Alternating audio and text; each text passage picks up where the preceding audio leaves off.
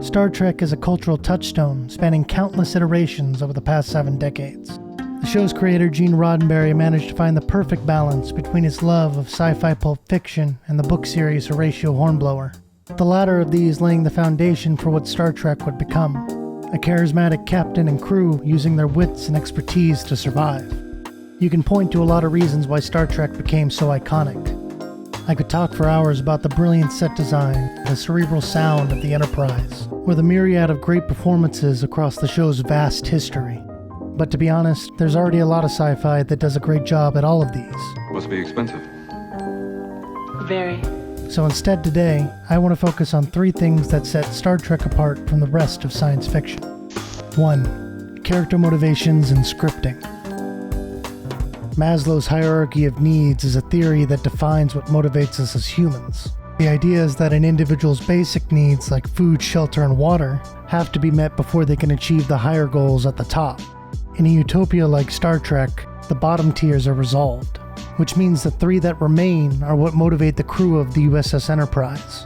They're not sailing the vast emptiness of space for a paycheck, though that concept can be fun. I know all about it.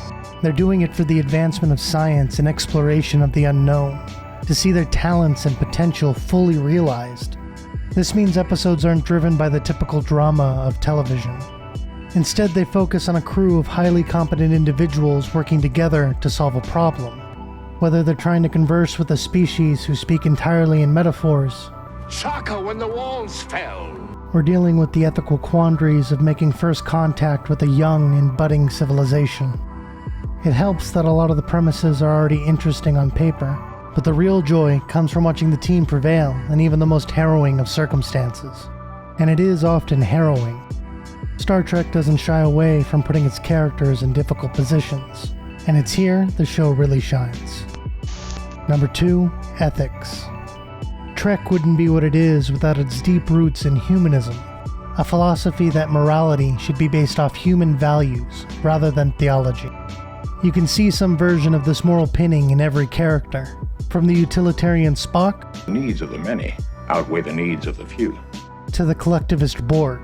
We will add your biological and technological distinctiveness to our own. Star Trek doesn't have villains, at least not in the mustache-twirling sense. You won't see Darth Vader, the Joker, or Ultron headlining an episode anytime soon.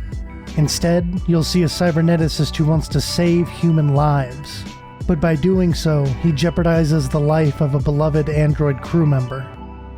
Most of the conflict in the show is just what happens when 2 ethical viewpoints meet head-on. Is this android simply a machine, or does he possess sentience? What is he? A machine. Is he? Are you sure? Yes. You see, he's met 2 of your 3 criteria for sentience, so what if he meets the 3rd? Consciousness in even the smallest degree.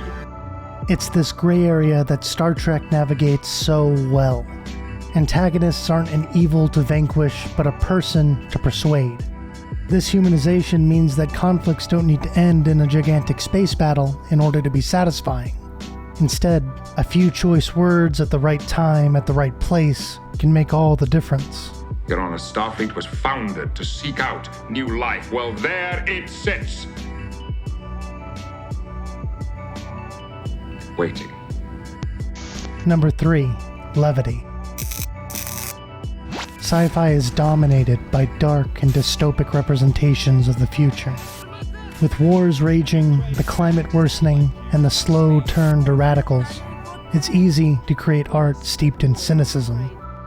And while I love the cyberpunk aesthetic and the sordid realities they display, it does leave you feeling a bit dejected. You're not going to find what you're looking for in these awful, made-up places. The universe is a cruel, uncaring void. That's what makes it such a breath of fresh air to explore the bright and dazzling future Star Trek depicts. No more wars, no more poverty, no more hatred. Start up a vineyard on a beautiful chateau. Live out your favorite Sherlock Holmes stories. Go, find out for yourself what makes life worth living.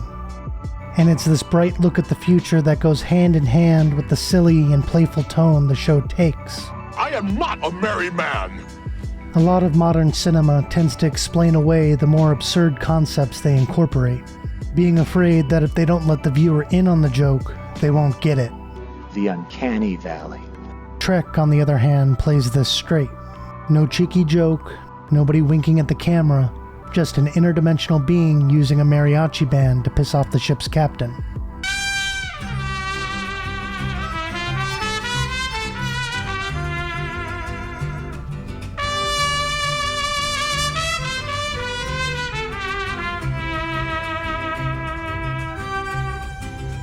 Star Trek is a beautiful portrait of what can be.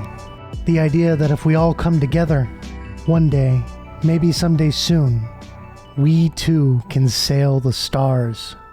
We too can be voyagers of the great unknown that is... Space, the final frontier.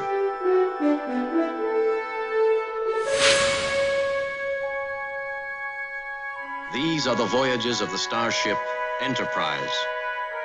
Its 5-year mission, to explore strange new worlds, to seek out new life and new civilizations, to boldly go where no man has gone before.